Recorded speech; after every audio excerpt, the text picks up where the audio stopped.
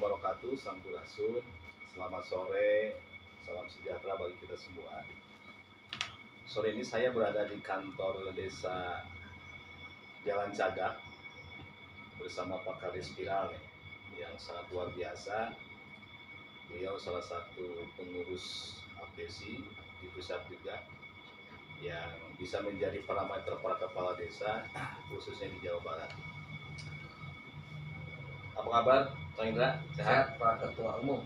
Udah lama ini kita tidak bertemu ya. Salam adalah Pak Ketua. Alhamdulillah. Beliau ini sebelum menjadi kepala desa sebagai advokat ya. Iya. Merangkap sebagai dai, sangat luar biasa. Ya tiru jabatan gitu. Sangat luar biasa. Terima kasih, apresiasi yang setingginya telah menyempatkan waktu di sela-sela kesibukan beliau baru pulang dari sejumlah negara ya.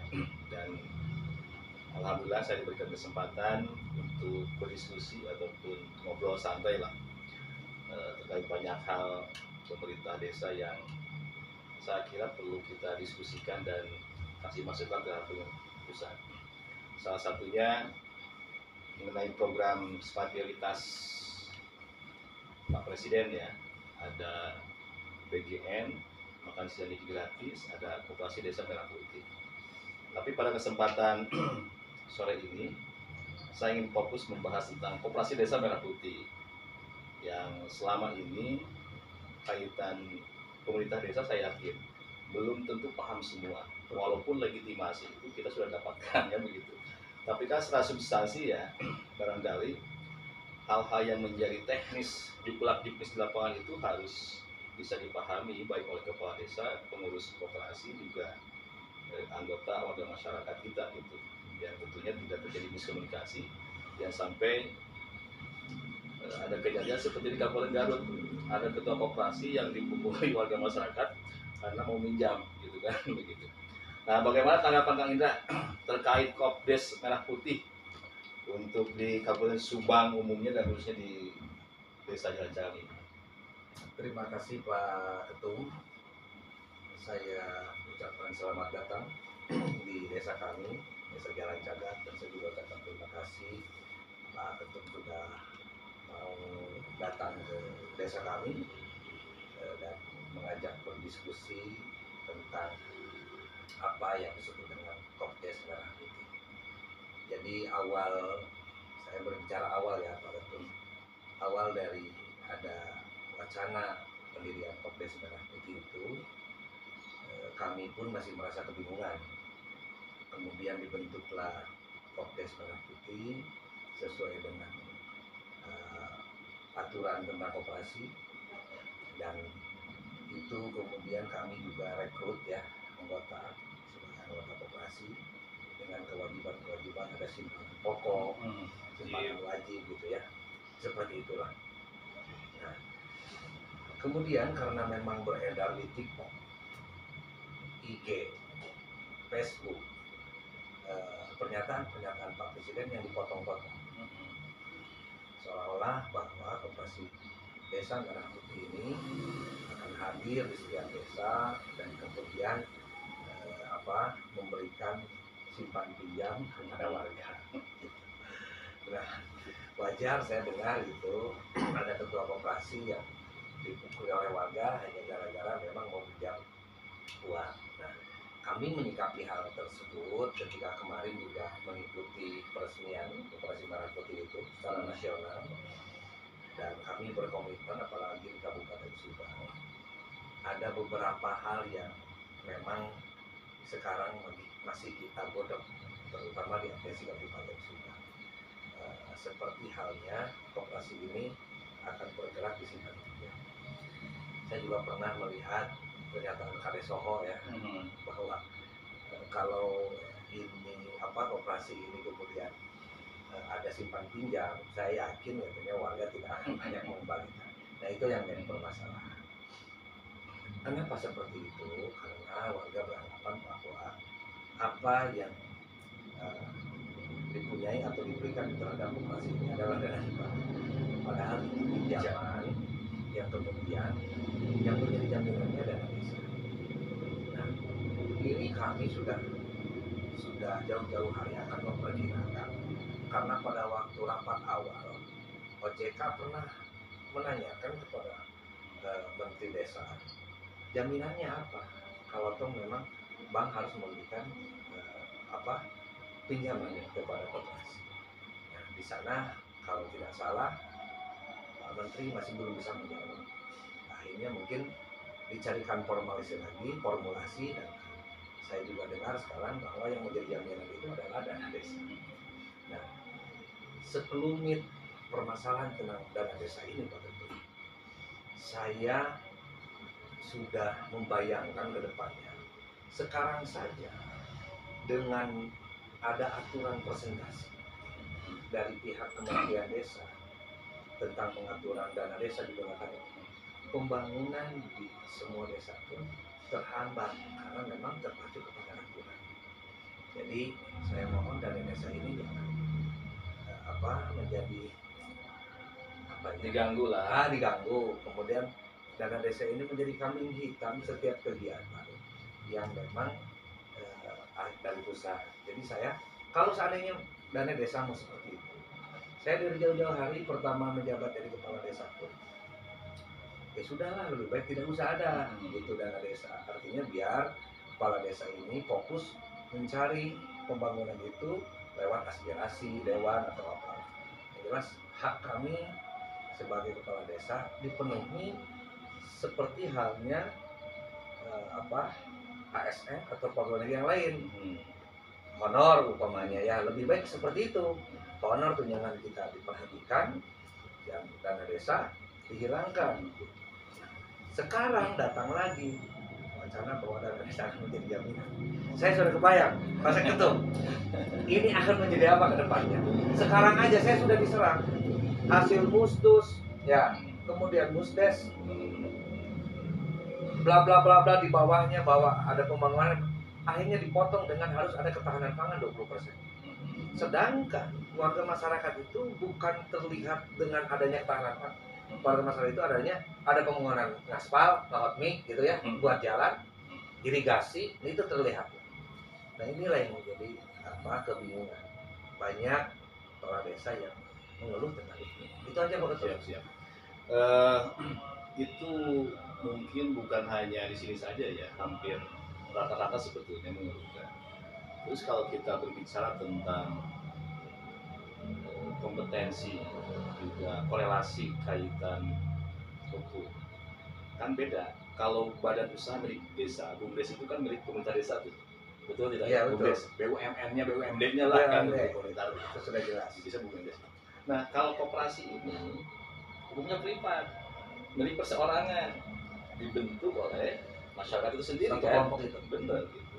Jadi kalau misalkan Pak Bu Menteri Keuangan bahwa dana desa itu harus menjadi garansi ketika Kopdes ini misalkan gagal kali itu kan, yang jadi jaminannya itu adalah dana desa, saya kira tidak nyambung, karena koperasi ini dibentuk atas perseorangan gitu kan, bukan milik pemerintah desa, atas satu kelompok. Dan kemudian memang menjadi penanggung jawab di sana adalah pemerintah desa.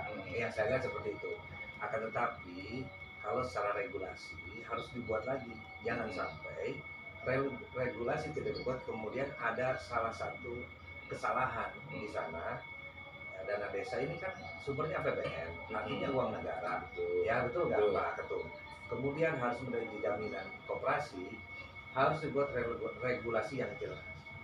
PP-nya lah, turunannya seperti itu. Ya, jangan sampai nanti regulasi belum dibuat, kemudian ini jadi menjadi seperti liar gitu ya. Kalau saya gitu lah. Kalau menurut saya, gitu. Saya seperti tidak keberatan. Akan tapi kalau memang toh kami ini sudah bersepakat ya dengan para pengurus koperasi yang kemarin dibentuk, kita tidak akan ada simpan pinjam, dan kita pun sepertinya tidak akan berusaha untuk meminjam ke bank. Kita akan berusaha mempunyai modal sedikit, apapun itu akan kita laksanakan.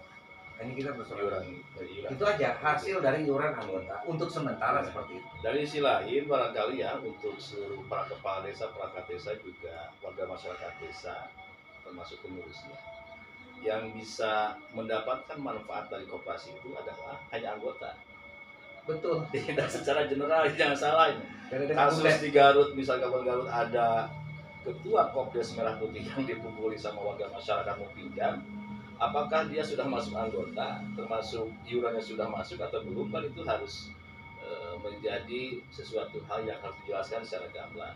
Di sisi lain, Kang Indra, saya harapannya seperti ini. Saya berkali-kali ngomong ke Pak Menteri Menko Budi Ari, Pak Mendes dan yang lainnya, bahwa koperasi ini harus menjadi hilirisasi bahan baku. Contoh di kita misalkan nanti ada dapur umum. Nah, bahan bakunya itu lewat Kopdes itu. Jangan sampai Kopdes dengan Bumdes ini jadi kompetitor. Apalagi dengan warung-warung warga masyarakat ini Iya. akan tidak baik juga kan, tidak akan sehat juga gitu. Harapannya bahwa ke depan itu Kopdes bisa menjadi hilirisasi ya, penyedia bahan baku, termasuk jasa, kebutuhan tentang sektor kesehatan kan, terus pertanian juga yang lainnya bisa tersedia lewat biaya tersebut. Nah, tapi kali-kali barangkali kita sebagai kepala desa ya harus bisa menjelaskan secara komprehensif terhadap masyarakat yang ada gagal paham. Terus kaitannya lain barangkali masih kaitan Kopdes nih. Kalau saya pernah beraudiensi dengan beberapa pagibara nih, contoh misalkan kebutuhan untuk pertanian, jadi mengajukan masih anggota ini kan lewat itu mengajukan, nanti tim verifikatornya itu lewat pagibara tersebut mengajukan 500 juta misalkan. Nah, proses verifikasi misalkan hanya 200 juta, sebatas itu gitu loh. Nah, berarti bahwa kewenangan Kopdes di sini juga seperti apa? Oh, kalau begitu tidak ada kewenangan penuh kalau Iya, seperti itu. Iya, Artinya Kopdes itu mediator hanya lah. mediator kalau Betul, begitu. gitu. Dikira saya begini, ketika pinjaman yang maksimal 3 miliar itu Pak Ketum, yang saya tahu itu dikira begini, si Kopdes ini sudah mempersiapkan menjadi kebutuhan gitu ya. Nah, RAB lah. Ya kita suarakan saja gitu agar ya. apa yang jadi harapan ini dengar sama Bang Himbara juga, Pak Jadi Presiden, Pak Menteri. kalau dikira saya jadi gini, Kopdes yang ada di satu desa itu mengajukan sesuai dengan kebutuhan yang nanti ada di lapangan itu, umpama sampai dengan 1,5 miliar Ya, gitu betul. ya RAB-nya. Akhirnya diajukan, kemudian ada tim verifikator ya dari sana gitu, dari Bank Himbara, dan kemudian diturunkanlah uang lewat koperasi. Jadi kalau seperti yang tadi disebutkan Pak Ketum, kalau begitu jadi Koperasi Merah Putih ini sama dengan mediator. Ayo Pak sini, saya antar nih Bapak supaya dapat pinjaman dari sana. Nah, kalau seperti itu berarti tidak ada. Ya harapannya saya sepakat dengan Kang Indra bahwa Kopdes Merah Putih ini diberikan kedaulatan, andai pun harus kita minjamkan seperti itu dengan analisa usaha yang betul-betul bisa dipertanggungjawabkan seperti itu. Termasuk produk-produk BUMN itu kita harus betul-betul punya konsistensi ya. Ya. Punya konsistensi dalam arti arahan dari Pak Presiden, Pak Menteri bahwa seluruh produk BUMN harus diturunkan ke Kopdes Merah Putih, yang nanti korelasinya bahwa warung-warung kecil nih UMKM begitu kan induknya bukan ke grosir yang di luar tapi Kopdes ini. Ya. Biar tidak bertabrakan, betul tidak? Kan begitu. Dari sisi harga maupun yang lain. Ya, jadi saya juga sebenarnya kepikiran begini Pak Ketum. Kenapa Pak Presiden ini mengadakan Kopdes Merah Putih ya? Dengan banyaknya rentenir, pertama ya, ada koperasi-koperasi yang memang berwajah koperasi, tapi sebenarnya di bungkus koperasi itu adalah rentenir. Banyak itu sebenarnya. Nah, maksudnya mungkin harapan Pak Presiden itu ke sana, ya.